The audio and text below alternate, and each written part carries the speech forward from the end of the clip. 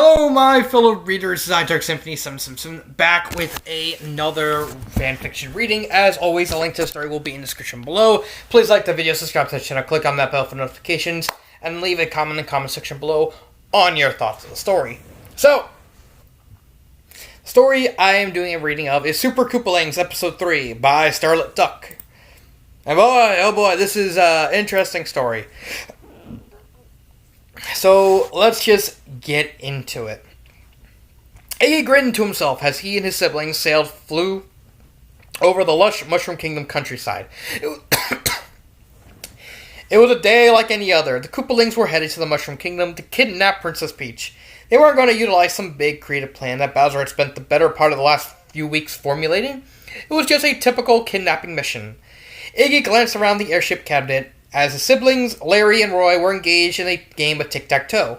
Ludwig was talking to Lemmy while he was leaning over a piece of paper. Morton was asleep in a hammock that hung from the ceiling, and Wendy was painting her nails. Iggy went over to Wendy. "How are you doing, Wen?" he asked. Wendy sighed. "I don't know if I'm a big fan of this color," she said. She showed Iggy her nails, which were painted a dark green. Iggy shrugged. "I don't know," he said. "I think it looks good." "Yeah, but it doesn't match my shell or my bow," said Wendy. "I think it looks a little tacky. Don't you agree?" Iggy thought about a suitable answer. He wasn't as familiar with fashion as Wendy was, so to him, he thought it really didn't matter what matched with what. However, he didn't know if voicing that opinion would be the most intelligent choice. Wendy suffered from extreme self-esteem issues regarding her appearance, so fashion meant the world to her. He didn't say anything that would offend her. He wasn't one of those people who was quick to call a woman fat. He smiled. "You think that another color would look better? Then I think your judgment is sound," he said. He thought about it some more. "Maybe you could try a cherry red." Wendy was surprised. It wasn't very often that she got fashion advice from any of her brothers. "Yeah, I think that I will." Iggy grinned. It was then he heard Larry shouting from across the cabin. "Oh yeah," he said. 10-game winning streak, baby." "Oh, come on," exclaimed Roy. "That's not fair. You cheated." "Yeah, I'd say the same thing if I just lost to the younger Koopalings 10 times in a row," Larry said with a smirk. He started to laugh while Roy scowled. "Come on, man, I need to win," he said. "How embarrassed would it be if I had to tell Celie that I can't beat an 11-year-old at tic-tac-toe?" I don't think she'd be mad. Larry chuckled. "Oh, that's your problem, not mine," he said. He fell onto the floor laughing while Roy shook his head. It was then that Ludwig and Lemmy cleared their throats. "Everyone," said Ludwig with a smile. "Lemmy and I had an announcement to make." The other Koopalings gathered around, even Morton, who had woken from his nap. "As you know, Lemmy and I decided to co-write a song, Ludwig," and he chuckled. "You know what, Lemmy? Why don't you tell him?" Lemmy beamed. "Thanks, buddy," he said. He turned back to the group. "It's finally finished." "That's awesome," said Roy. "Congratulations," said Wendy.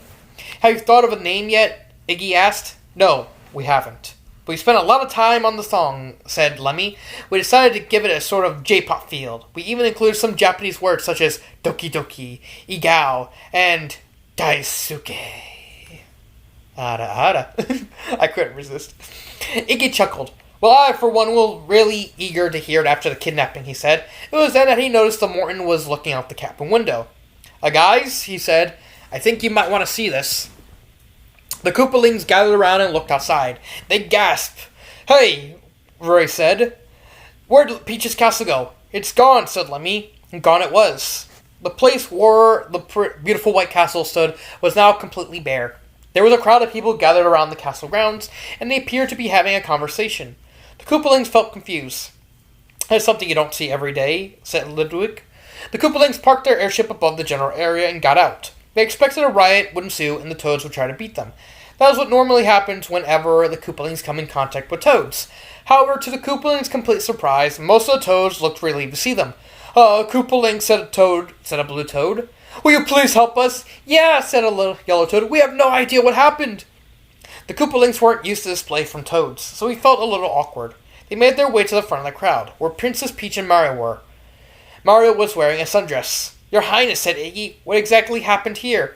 "Well, I was just in my room reading Twilight when all of a sudden the castle completely disappeared." "Was it because it was afraid of you reading Twilight?" Princess Peach explained. "I fell 20 feet to the ground." "You would think of that's bad," said Mario with his arm crossed and his face in a scowl. I was right in the middle of a shower when it happened. I had to run around in a towel. No stores would let me in, so I had to buy this dress from a homeless guy on the street. Iggy and his siblings exchanged looks. Wow, that is odd, he said. It almost sounds like something supernatural is at play here.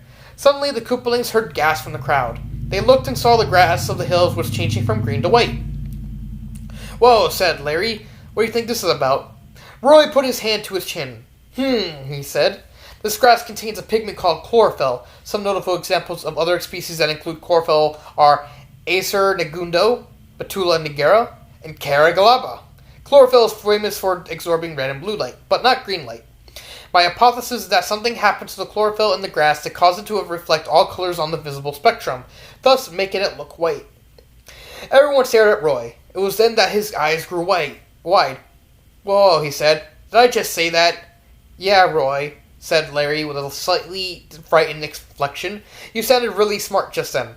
Yeah, said Roy. It's almost as if Roy gasped and his eyes grew wide. He turned to Iggy. Oh no, Roy said. Am I turning into you? Roy laughed. No, that's ridiculous. Scientifically speaking, it is impossible for the neurological pathways of one's brain to rearrange themselves to be identical to that of another. The Koopalings gave Iggy looks. That was when Iggy's heartbeat went up. Oh yeah, you're definitely turning into me. Oh no, he said. Suddenly, Morton burst into a raging fit of laughter. He put his hands over his mouth to stop himself. Did I do that? Why did I do that? He asked in a frightened tone. I didn't mean to do that. That was completely uncalled for. Was that crazy? Because I think that was crazy. Am I going crazy? Am I going to turn into one of those psychotic supervillains who isn't too insane for even the toughest mental asylums? Now the Koopalings were starting to get a little worried. Morton, soft-spoken, stoic member of the group, was practically hyperventilating and yammering away at 1,000 words per minute. Whoa, said Larry. Something's definitely up. Yeah, said Wendy. From Castle's disappearing to Morton turning into a paranoid chatterbox to Roy understanding, science. Iggy nodded. We need to speak to Kamek about this, he said. With that, the Koopalings headed toward the airship. The Koopalings flew toward Bowser's castle. Morton was chattering like a talking doll. How much in the world can an airship fly? He's asked. I know that airplanes are able to fly because of the forces of lift and drag or whatever, but how does an airship do it? Is it like a helicopter with its propellers? But on some level, that doesn't make any sense. An airship was much bigger and bulkier than a helicopter. I wonder if the airship uses magic. As Morton ate the time away by talking, the Koopalings started to feel slightly annoyed. Normally, Iggy would have explained all of Morton's questions away, but right now he didn't feel like it. He didn't know why he wasn't up for it, he just wasn't. When the Koopalings got to Bowser's castle, they immediately noticed something was off. The stone of Bowser's face that hung over the entrance was gone, and the tops of the castles were disappearing right before the Koopalings' eyes. The group entered the castle and noticed something else. The carpets, which were normally red, were white with yellow polka dots. The Koopalings rushed toward the throne room and gawked at the sight. There was Bowser Jr. sitting in the throne, and before him knelt his father. But Junior, I want to go to the amusement park, Bowser said. No, said Junior, I am way too busy. Besides, you eat too much candy and throw up whenever you step on the rides. But I want to go, Bowser screamed. He sprawled his body out on the ground and started throwing a temper tantrum, banging his fist and creating a ruckus. Junior sighed. All right, he said. We'll go sometime this weekend. Bowser stopped with his tantrum and smiled at Junior. Thanks, Sonny, he said. Then he skipped away. Junior started rubbing his forehead. That guy has no idea how busy I am, running a kingdom and all, he said silently. The Koopalings were dumbfounded. Okay, said Ludwig. That's just wrong. The group approached Junior reluctantly. When he saw them, Junior gave a weak smile. Oh, hello everyone, he said. How's your day going? Oh, it's pretty interesting to say the least, exclaimed Morton. We tried to kidnap Princess Peach earlier, but then we saw her castle disappeared. On top of that, the codes were happy to see us, and Mario was wearing a dress, and the grass started to turn white. What was that all about? That was just weird. I mean, okay, Mario wearing a dress is kind of funny, but the other things are just straight up bizarre. Why did they happen? I kind of think that somebody might have brainwashed the toads or something, because how else would you be able to explain how they acted? I also think, before Morton could say any more, Roy put his hand over Morton's mouth. He instantly pulled it away with a look of disgust on his face. Morton, he said, did you have to spit on me? A bacteria streptococcus resides in saliva. Junior gave the two of them a confused look. Wow, he said. I know, said Wendy. They've been acting this way ever since the kidnapping attempt. We also noticed some other strange phenomena, said Iggy, like the ones that Morton's described. Do you happen to know where Kamek is? Junior put his hand on his chin. He said. I believe that he is in the library. He said he has something important to deal with. The Koopalings thanked Junior and made their way to the library. When they opened the door, they could see Kamek leering over the table, muttering under his breath. Kamek, Iggy asked. Kamek turned around. When he spotted the Koopalings, he smiled. Oh, thanks to stars, he said. Are you guys still acting normal? Relatively, said Larry. Morton and Roy have been acting a little weird, though. Kamek, do you know what is going on? Lemmy asked. Kamek sighed. Yes, I do, he said. The fabric of our reality is experiencing a lot of strain. Why? Asked Ludwig. Kamek snorted. Oh, the $1,000,000 question, he said. Do you not know? Asked Winnie. Oh, no, I do, Kamek replied. It's just the reason it's very interesting. The Koopalings got a little closer to the Magic Koopa. You see, said Kamek, the world we live in does not function the way that most worlds do. It's based off a video game series in the real world. Many people like the games, but one person who likes the game in particular is a mysterious teenage girl who goes by the pseudonym Starlet Duck. Starlet Duck has taken to writing down your adventures on paper and creating aspects of a world such as the superpower Koopas called Specials and the Koopa human hybrid known as Celia. So wait, are you saying that everything that we experience in our day-to-day lives is fake? It depends on your point of view, said Kamek. It's very real to you and I. But those to the real world, it is all fictitious. The Koopalings exchanged looks. How could this all be true? Their world was rooted in nothing but a series of stories. It sounded absurd. Did that mean they were nothing that they thought was original? Was everything that happened, was ever anything was going to happen in their world already planned out? Were they themselves even people like they thought they were? Starlet Duck, or Star as I like to call her, has written down 2 of your adventures so far, said Kamek. He brought out a book. She refers to them as Celia's dad and Soul Swap. The Koopalings took a look at the pages in the book and gawked. Hey, said Roy, here's the adventure that I went on with Celia. Ludwig took the book and started flipping through. He gasped when he came to a specific page. And Soul Swap, he said. That's the time that Lemmy and I swapped bodies. Well, wait, that's written down? Asked Lemmy. I'm not sure how to feel about that. Kamek laughed. It isn't a perfect record of what happened in your lives, but it is a record, he said. Kamek sighed. I had a feeling that Star would decide to write a lot more stories around you all, considering that she seems very fond of you. But something is amiss. Star hasn't been able to dedicate as much time to the stories as before, which, you partially noticed, has created a problem. Yeah, said Larry. The world is turning into Crazy Town. Exactly, said Kamek. On top of that, Star hasn't been able to proofread her stories, so there are more spelling errors. Spelling errors? Asked Morton. Yep, spelling errors, said Kamek. But why would that matter? Asked Wendy. We won't be able to tell. No, said Kamek. But the readers will be able to. Wait, people are reading our stories? Asked Roy. There are 22 people who reviewed the story. Probably some of them were copies. I certainly hope so, he exclaimed. The Koopalings nodded. They could see Kamek's point. But that's not all. If this keeps up, then everything you have ever seen, from things disappearing to people acting out of character, will only get worse. Not only that, but more things will happen. Logic will crumble. The Koopalings gasped. There will be plot holes. The Koopalings gasped again. Our very world will cease to exist, Kamek yelled. It felt like the air in the room had gotten 10 degrees colder. What? How this could have happened? There had to be a way, and they could fix it. Suddenly, the Koopalings heard a sound coming from outside. They all gasped around the window of the library and looked down. There, they could see one of the infantry's Goombas and Koopa Troopa soldiers. They were turning into sheep.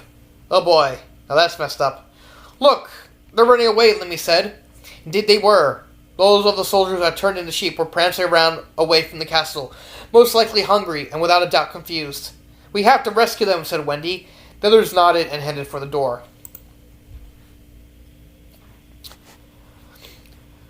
The Koopalings had decided to split up, as the sheep were going in all sorts of directions. Wendy went with Iggy, Iggy went with Lemmy, Ludwig went with Larry, and Morton went by himself. But of course, Ludwig and Larry followed a group of about 10 sheep. Larry ran after them, and Ludwig, who was one of the superpowered Koopas called Specials, flew after them, no matter what method of travel they used to get around. They couldn't keep up with the sheep because they were too fast. After running for about 10 minutes and calling after the sheep, Larry stopped to catch his breath. He He looked frustrated. Those stupid soldiers, he said. Don't they realize that we're trying to help them? They probably didn't retain their minds, said Ludwig. And the problem is that sheep only respond to the voice of their shepherd. But they don't have a shepherd, Larry exclaimed. Ludwig nodded, looking serious. Then his face lit up. I have an idea, he said. He looked at the area where 10 sheep were. He held out his hand and it started to glow with a blue light. The ground around the sheep started to glow with the same aura. It sprang up into the air and started to float around toward the two Koopalings. Larry laughed. Of course, telekinesis. Why didn't we think of that before? Ludwig beamed as the chunk came closer. Suddenly, he winced in pain. Ludwig beamed as the chunk came closer. Suddenly, he winced in pain. Larry felt confused. The only time that Ludwig felt pain when using telekinesis was when he tried to use it lifting sentient beings, hence the reason he didn't pick up the sheep themselves. Ludwig, what's going on? Larry asked. I don't know, said Ludwig. The ground is sentient. He looked curious. Is it? Suddenly, the piece of earth started to wiggle and squirm. This caused all the sheep to jump off of it and run away. Startled, Ludwig and Larry stood stiff, anxious about what was going to happen. Just as their nerves started to become overwhelming, the ground morphed into a beautiful young human woman. She looked ticked off as she stormed over to Ludwig. Just what do you think you're doing, mister? She asked. Ludwig chuckled nervously. I'm sorry, he said. You see, I thought you were just a regular ground. The woman slapped Ludwig across the face. Larry stifled back laughter. Don't call me, she said, and waltzed away. Larry smiled. Wow, dude. I know, said Ludwig. Hey, you know what, said Larry. This is kind of like one of those songs that you wrote. What's it called? The Koopa Kingdom's Wild Side? Ludwig grinned. Yes, this is exactly like that song, he said. With that, he started to sing the extended version. Nope, not doing that. Nope, not doing that. Morin wandered around the general area. He was talking to himself. I really like sheep, he said. They were pretty cool. They're also adorable, especially lambs. I just don't get why their wool has to be boring colors like black and white.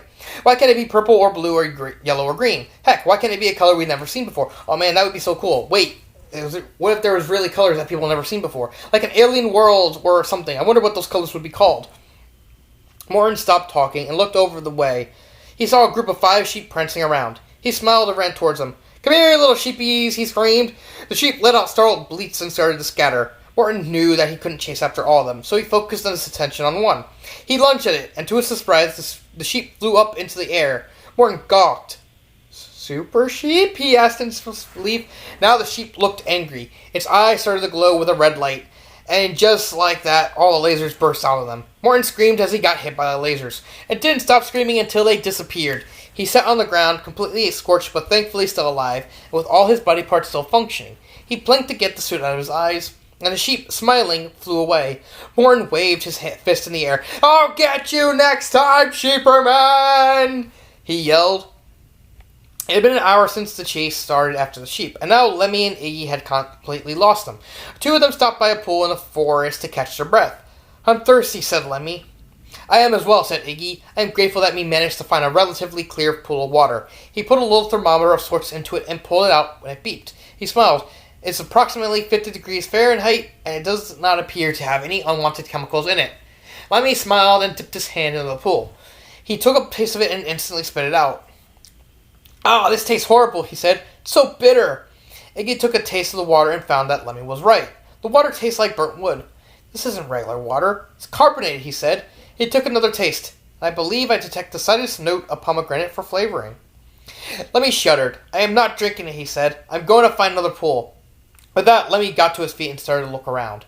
He went through the trees and screamed. Iggy got to his feet in a hurry. Lemmy, is something causing you distress?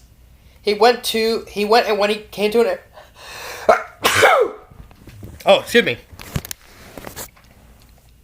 He could see that his screams was one of joy, not terror. He was standing over a pool of what looked like chocolate milk. Iggy, Lemmy cried happily. Look at that. Iggy felt a little excited and nervous. Carbonated water and chocolate milk must be caused by the strain of a fabric of reality, he said. It doesn't make any sense and it has no logical or canonical backing to it, but they are still present in our world. I don't know whether or not to be amazed, happy, or absolutely terrified. Try happy, said Lemmy as he approached the pool. Happy is good. He dipped his hands into the pool and lapped up some milk. So was this. Iggy and Lemmy heard rustling in the bushes. They turned and saw out of it a spring, a bunny rabbit with pink fur. Lemmy gasped. "Aw," he said. "That's adorable." He approached the bunny with his arm out slightly. "Maybe I can pet it." When Lemmy got close enough to the bunny, it opened its mouth as wide as a doorway and gobbled Lemmy right up. Iggy shrieked. "Oh no," he cried. He approached the rabbit. "You spit out my brother, you fiend!" Excuse me. The bunny cackled with an evil grin on its face. Then it started to look sick. Its cheeks swelled up and it gagged. Just like that, it spat up Lemmy. Lemmy was covered in slime and he was shuddering like a broken car, and he had a look of pure horror on his face. "Lemmy, are you alright?" asked Iggy. Lemmy's head rattled as he shook it. "I was in its mouth," he said feebly. "Thing. So cute." And then, chomp! Iggy glared at the bunny. "You learned your lesson," he said. "Now go on, chew." The bunny hopped away. Wendy and Roy strolled down the path. "Okay," said Wendy. "How are we going to find the sheep?" "Well, there are exactly 300 soldiers in the infantry," said Roy, "and 100 of them turned into sheep." Wendy looked amazed. "You were able to see the exact amount?" she asked. "I know," said Roy. "This genius thing keeps up and I'll be even smarter than Iggy." His facial expression shifted to a whiny one. "I don't want that to happen." "Don't worry about it," said Wendy. "The more you focus on it, the bigger a problem it'll seem like." Suddenly she pointed across the way. "Look!" Roy looked to where Wendy was pointing and noticed 3 of the sheep. He smiled. "Bingo," he said. Wendy started to approach him, but Roy put his hand on her shoulder. "We need to be careful," he said. "Sheep are very nervous creatures. They also have terrible perception, and apparently they can also cause a permanent erectile dysfunction." Don't ask me how I know that. It's just something I've heard on the internet. I don't even know if it's true or not. Please, I beg you, don't look into that and see if it's true. I want that to stay imaginary in my head. Wendy nodded. She and Roy started to carefully and slowly approach the sheep. They were just about there when the sheep spotted them and started to run. "Dang it, Wendy, we were so close." "Well, now is no time to stand and mope," said Roy. "We need to follow them." Roy and Wendy ran over to the sheep. What was odd is that the ground didn't make the stereotypical crunch sound under their feet when one would expect. Instead, every time they took a step, a different sound effect occurred, from quacking to thunderous claps to chicken clucking. Wendy and Roy went through a whole library of sound effects. The only one they didn't hear, ironically, was the bleating of sheep. "Here's one of them," said Roy. The place where the sheep stood was interesting. There was a glass wall. There were 4 doors in the wall. Through the glass, Wendy and Roy could see the other sheep on the other side. Wendy ran over to the wall and wrapped her arms around the one sheep, which began to whimper and bleat. "It's okay, baby," she said soothingly. "We got you." Roy then opened one of the doors and was completely taken back by what he saw on the other side. It was a snowy mountain. Roy closed the door before a chilly wind caused his ectothermic blood to freeze. "That was odd," he said. Wendy opened the door next to it and gasped. There was a room full of treasure on the other side. "Whoa, sweet." Roy put his hand on her shoulder and shook his head. Then she went to the next door. She opened it and saw a monster with blue fur and purple polka dots on the other side. He had his mouth as if to roar, but instantly closed it. "You guys aren't children," he said. "Sorry, I must have the wrong door." "Wait a minute. Is that Sully? Is that a Monsters Incorporated reference? That's pretty cool. I also feel old." The monster closed the door and Wendy and Roy went to the other door. This one actually led them to the sheep on the other side. Then they ran towards them gleefully. "Alright," said Roy. Just before they could get to the sheep, the ground gave out from under them. The 2 Koopalings fell 10 feet down into a hole. When they landed, they saw a fat, balding Koopa sitting in front of a TV eating chips. "Hey dude," she said. "Want to watch Star Wars?" Roy and Randy ground and collapsed to the floor.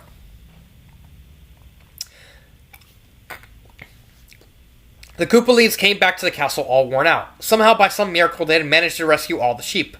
When the siblings reunited, they were amazed at what they experienced. "Man," said Roy, "that was crazy." "I know," said Lemmy. "I almost got eaten by a bunny." "Lemmy, you were eaten by a bunny." "What happened to me was pretty messed up too," said Morton. "It all started when I was wondering why sheep can be different colors. And that got me thinking, what if there are colors that we have never seen before? Like on alien worlds or something? That would be so cool. I mean, what would you even call them? Rello? Blue? Aquamarine?" Ludwig tried to lift the ground telekinetically, said Larry as Morton continued to gack away in the background, and it turned into a woman. Iggy shook his head. I think that all of us can agree that the ripening of the fabric of time and space is absolutely nonsensical, he said. I agree, said Wendy as the group walked in. Okay,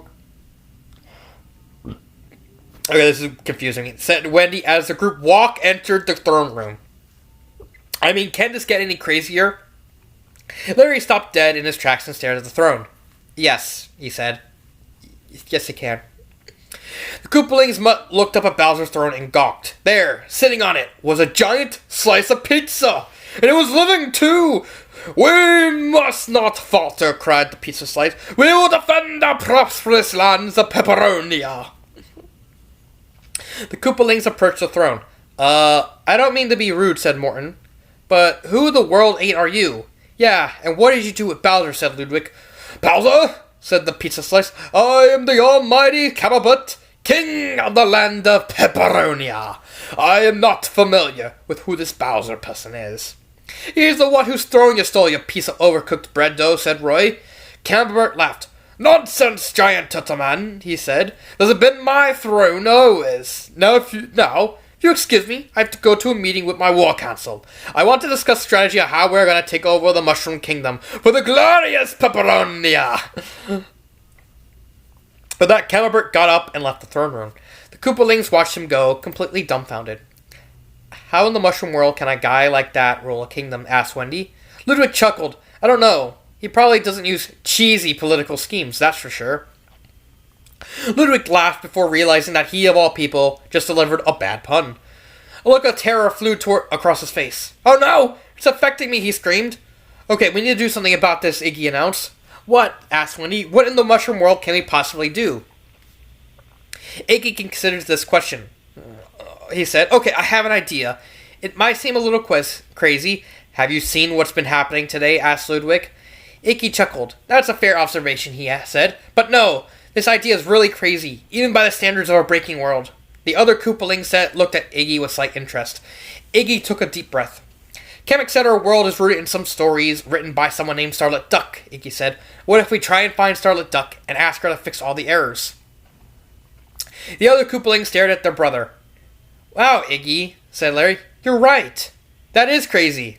Sounds absolutely absurd, said Roy. Need I remind you that Wendy and I went through while chasing the sheep? How would we even do that, Lemmy asked. Doesn't Starlet Duck live in a completely different dimension? Look, like I said, it's far-fetched, said Iggy, but guys, we have no other option. Our world is literally breaking apart. What else are we supposed to do? The other Koopalings thought about this. Okay, said Morton, I'm in. So am I, said Wendy. Count me in, said Roy. Us too, said Lemmy and Ludwig in unison. Iggy grinned. Then he turned to Larry. Larry? He asked. Larry looked a little unsure. I don't know, he said. I mean, doesn't that idea seem a little unrealistic? Suddenly, Camembert burst through the doors. All right, ladies and gents, he announced. We are officially going off to war. Prepare the bombs. Larry stared at Camembert as he left the room. Then he turned back to the rest of the siblings. Let's do this, he said cheerfully.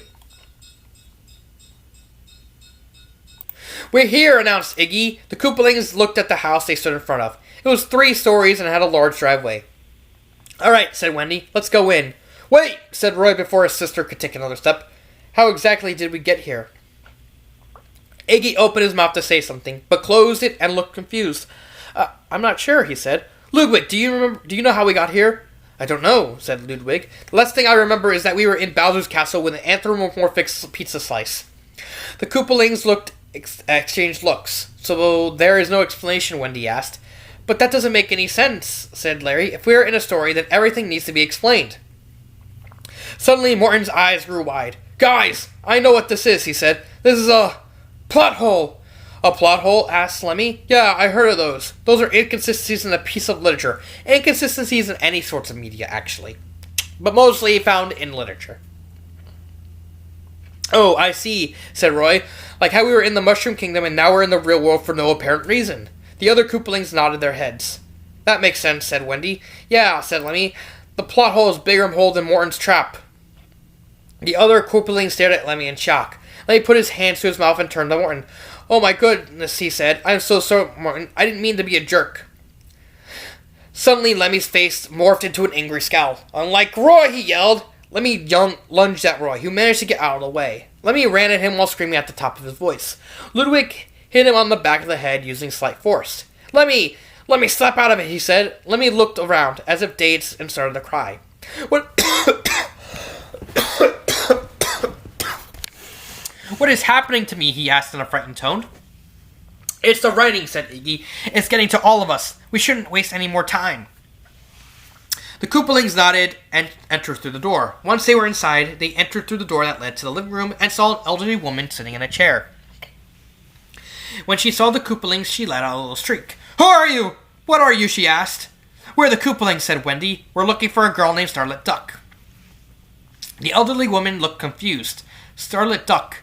I can't say I've heard of her, she said. Well, the illogical plot landed us in front of this house, so I assume she lives here, said Roy. Maybe she's your daughter? The woman's nose wrinkled up. Both of my daughters are full-grown adults, she said. Oh, said Roy. Well, maybe then she's your granddaughter. The woman thought about this. She said. Yes, I can see why my granddaughter would call herself that. She is a fanfiction writer, after all. She lives upstairs. Your family knows about you writing fanfiction? Huh. I mean, yeah, there's some fanfictions that are proud to be fanfiction writers. I remember back when I reviewed an actual novel. The author was a fanfiction writer, and on the author's page, he said, I'm a fanfiction writer, and I'm proud of it. The Koopalings thanked the woman and headed upstairs. Iggy got to wondering as they were in the stairwell. I never would have suspected that Star lives in a multi-generational home, he commented. The Koopalings entered through the door and gawked at the sight. The place was full of boxes. Whoa, said Larry. What's happening here? Maybe Starlit Duck likes boxes so much they decided to have a box collection, said Morton. I like boxes, especially the right kind. I also like how cats like to sit in boxes. Morton giggled. The logic is, if it fits, it sits. The Koopalings heard footsteps. They turned and saw a teenage girl walking in the living room. The girl's eyes grew wide. No way, she said. It's the Koopalings. Are you Starlit Duck? Asked Wendy. That's my name, said the girl with a laugh. Well, my pen name anyway. There's no way I'll reveal my real name to you because who knows who could be watching. Starlit Duck, conspiracy theorist confirmed. The Koopalings nodded in understanding. Iggy then stepped forward. Star, he said, we need your help. Our world is breaking apart. Yeah, said Larry, people are acting out of character. Things have been disappearing. There were plot holes. The whole thing is just a mess. Can you help us, Star? Asked Lemmy. You're the only one who's been writing our adventures down. Star looked consternated. Oh man, she said. Why don't you guys come into my room so I can explain it to you there? The Koopalings exchanged looks and followed Starlit Duck up into the attic. Her room was just as full of boxes as the rest of the house. There was barely enough room to move around. Star sat down in a chair while the Koopalings took a seat on her bed. Look, Star began. I'm sorry that the fabric of your reality is breaking apart, but I'm afraid that there's nothing I can do about that, at least at the moment. Why not? Asked Morton.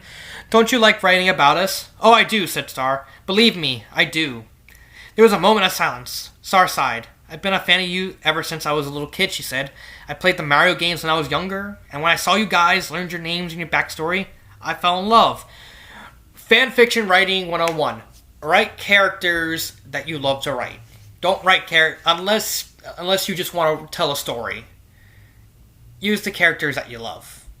Because, you love these characters and you want to tell stories about them. Even if they're not really well known, like the Koopalings. Yeah, the Koopalings are popular, but they don't get a lot of attention from Nintendo themselves, do they? I mean, hell, I think one of the Koopalings had a website. I believe it was shut down. I can't remember if it was shut down or not. But it existed. Let me continue.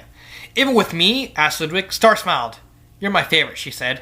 A cute little smile appeared on Ludwig's face. He turned to the rest of his siblings. Hear that, guys? He said slyly. I'm a favorite. Star giggled. I absolutely love writing about you guys, she said. Her face fell.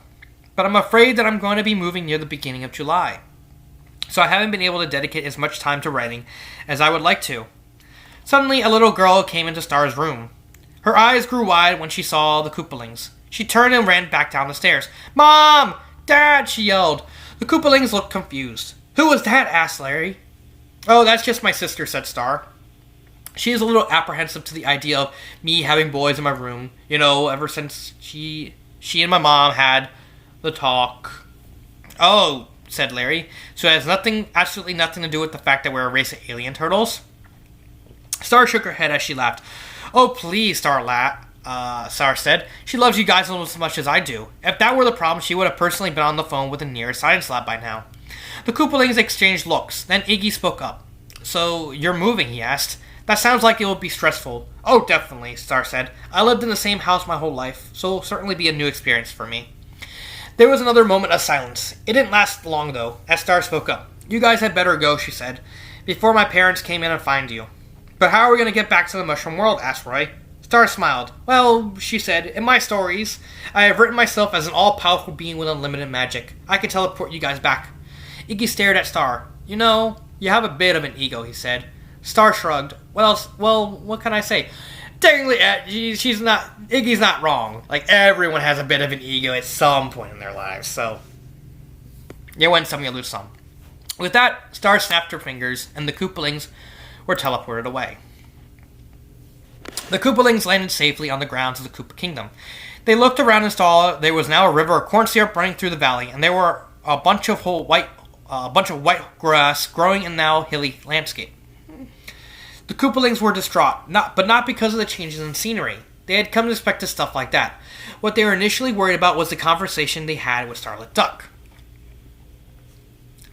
What are we going to do now, Wendy asked Wendy. We're doomed. Our whole world is doomed, said Larry. I mean, if Star can't write down our adventures, then who can? Iggy and Roy exchanged a look. It was clear that they were developing the same idea. Iggy began to smile, and Roy returned it. Maybe Star isn't the only fanfiction writer out there, said Roy. The other Koopalings gave him looks. Can you elaborate? Asked Morton. Well, Kamek said our world is based off a video game series that a lot of people in the real world like to play, said Iggy. If Starlit Duck has taken to writing down fanfictions based on the series, maybe others have done the same.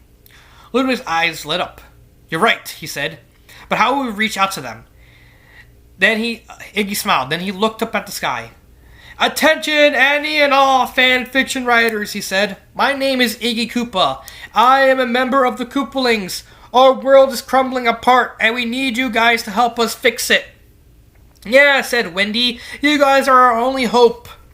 We need your creativity, said Lemmy. Your stories bring us alive, said Ludwig. This gave us purpose, said Larry. They make us more than just characters on a screen, said Morton. They turn us into, something special. So if you guys are fans of us, we would really appreciate if you write our adventures down. And something tells me that Starlit Duck would like that too. Yeah, she got an ego.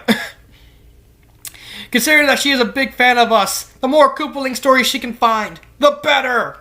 So would you please consider our request, Iggy said politely. The Koopalings waited around for a little bit. Then Wendy pointed frantically down toward the horizon. Look, she screamed.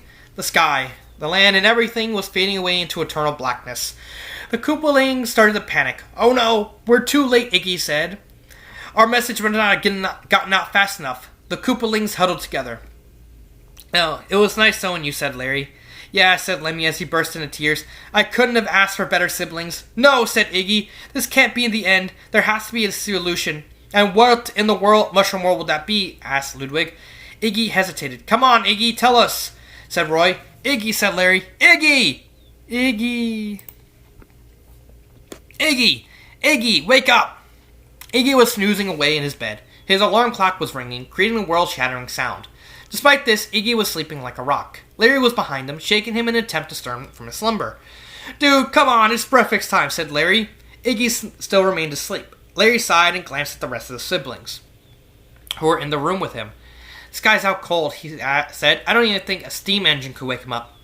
No, said Lemmy as he turned to Ludwig, but I bet a little touch of pyrokinesis might. The Koopaling cast hopeful looks at their superpowered brother. Ludwig sighed. Fine, he said, but I'm not going to do it at full power. Ludwig stepped forward and held out his finger. On the tip of it, a little blue flame danced and flickered. Ludwig looked down at Iggy. I hope you can forgive me for this, he said. With that, Ludwig placed his finger on the skin of Iggy's arm. Iggy screeched and sprang out of his bed instantly. He looked around, dazed and disoriented. What's happening, he asked. Oh, thank goodness, said Wendy. We were starting to get a little worried. Iggy looked around his room, as if he hadn't seen it in years. Is everything back to normal, he asked. Now it was his siblings' turn to feel confused. Iggy, what in the mushroom world are you talking about? Asked Roy. Iggy glanced at Roy and stepped forward. Roy, he said, what are the inputs and outputs of cellular respiration? Roy looked bewildered. What does that have to do with... Just answer the question. Roy scratched his head. I don't know. Cells? Cell phones? He asked. Iggy beamed and embraced Roy in a hug. Oh, you're back to normal, he cried in delight. Roy, you have no idea how happy I am that you're an ignoramus. Okay, said Roy. Iggy, are you feeling alright? Asked Ludwig. Iggy let go of Roy and smiled at Ludwig. Oh, I'm fantastic, he said. The fabric of reality is no longer experiencing high amounts of stress. This is such a relief. Suddenly, it dawned on the others what Iggy was talking about. Iggy, I think you had a dream, said Morton gently. Iggy looked confused. A dream, he asked. But, no. Couldn't have been. It felt so realistic and vivid. I could have sworn that it was. Iggy's voice trailed off as he stared at the floor. The confused look on his face started to recede and he shook his head. Actually, it being a dream, that makes a lot of sense now, he said. There are a lot of off-the-wall things that had happened. Like what? Asked Wendy. Iggy chuckled. Well, for starters, Roy was a genius. Ludwig and Larry stifled back giggles. A genius? Asked Larry. You're already talking out your backside, Igster, said Ludwig with a grin. Roy glared at him. Oh, that was just the beginning, said Iggy. There was so much more interesting and insanity things, inducing imagery to recall. Iggy was about to explain all that in the dream when Roy's stomach rumbled. Roy chuckled as everyone stared at him. My bad. I'm just really hungry. Me too, said Lemmy. The cook has made some French toast earlier and I've been dying to try it. Why don't we all go down to breakfast, said Morton. Then Iggy came and explained what happened in his dream. Iggy nodded, despite how eager he was to tell his siblings about what he had dreamt about. He had to admit that he was a little hungry as well. That seems like a very sensible idea, said Iggy. Skipping breakfast is not recommended after all. The other Koopalings nodded and headed out. Iggy was the last to exit the room, and as he closed the door, he started pondering. Out of all the things that he had seen, the one that had intrigued him the most was Starlet Duck. What if she really did exist? What if their world really was based on stories that she had written down? Iggy didn't know. All that he was aware of at the moment was the fact that he was craving French toast. With this in mind, Iggy followed the rest of his siblings to the dining room. Starlet Duck sat in front of a computer. Once she was done typing down the final paragraph to Super Koopalings Episode 3, Untitled, she smiled and handed the laptop to her brother. It's done, she said. What do you think? Star's brother looked over the finished product. Once he was done reading, he nodded with approval. It's interesting, he said. I really like this one. Star beamed. Thank you, she said. I'm going to post it. Okay, he said. But before you do that, are you sure it's a good idea to keep the spelling errors? Star thought about it, then she shrugged. What's a little spelling mistake here or there, she said with a smile. So that is episode 3. So, I like this story. I think it's from a kind of meta point of view. It's actually not a bad story. Because you have to take in context that this is basically a sort of parody story. Which I say my only complaint about the story is its genre. Humor, adventure, I would honestly change adventure to parody because of what the story is trying to do with over the top, fourth wall, meta commentary, stuff like that. I liked some of the humor. I like Super Sheep. Curse you, Sheeperman! I like the little take that towards grammar Nazis at the end, and especially making one last grammar error here at the end. I like that little nod because honestly, if a grammar Nazi read this story, it would probably be throwing a fit at the author. However, the grammar errors are intentional. The whole point of the story until the last chapter was everything kind of screwing up, both in universe and out. So the writing was intentionally slowly starting to fracture and break. And I have seen this before. I've seen this in a couple other stories. This whole meta commentary thing. 2 were actually with My Little Ponies related, and The other one was, I believe it was a Resident Evil story. I think it was a Resident Evil story. It was, I think it was a Mega Man fan fiction. I think it was. But anyway, the My Little Pony ones had, like, the same idea. Like, one was just, the grammar was, falling apart and everything was, and Twilight was a grammar Nazi, and she was even noticing the writing, and it was, like getting very bad, and stuff like that, and it was very clever. And the other one was basically a Mary Sue comes into Ponyville. Everyone's, like, fawning over her because she's a Mary Sue. Pinkie Pie knows she's a Mary Sue, and she's like, no! It's a Mary Sue. And Twilight's, like, wondering why everyone's, like, breaking out, like, oh, she's, like, so perfect, like, but this is not realistic. And then Pinkie literally grabs Twilight, like, we have to stop her. Well, how are we going to stop her? We must do MST3K. What? Yeah, and so Pinkie actually pulls Twilight outside of the fourth wall, and they're actually, like you're reading two ponies read a story,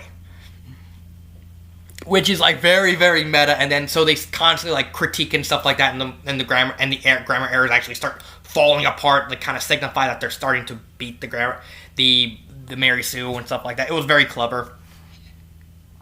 But this is a much more kind of hammer home, like, this is a more comedic take on that. With the My Little Pony one, that was more of a adventure sort of thing, while well,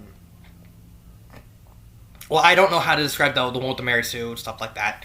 But this one was more of a humorous take. The meta commentary, nice. The author actually warned me ahead of time. 3 things about the story. 1, she said the story was bad. I don't think it's that bad. I think it does have some flaws, because there's only so much you can do with the story, and you can't. These stories, honestly, will never be great. Like, you can make them as good as you want, they'll never be great simply because of how they are. I can't fault the author about that. The second one was that she imagined herself as a Sue character. Honestly, in context, this one makes sense. Like, her being, like, she's literally writing herself. There was a webcomic I read called, basically about this anthropomorphic version of Akuma, and he's like a hedgehog. And he has, like, author powers too, but he's like, I don't give a fuck about this thing about author powers. I just want to beat people with the face. Just let me punch you in the face. So he literally rips his author powers off and makes his own person. That person's, like, literally God. While Akuma's like, yeah, I get the punch. I still get to punch people in the face, and I don't have to rely on my author powers to do it. Yes! And stuff like that. And I can't remember the third one. But I don't think the story's as bad as the author is giving it. I do think this is a very average story. Like, on a scale of 1 to 5, I'd probably give it a 3.5.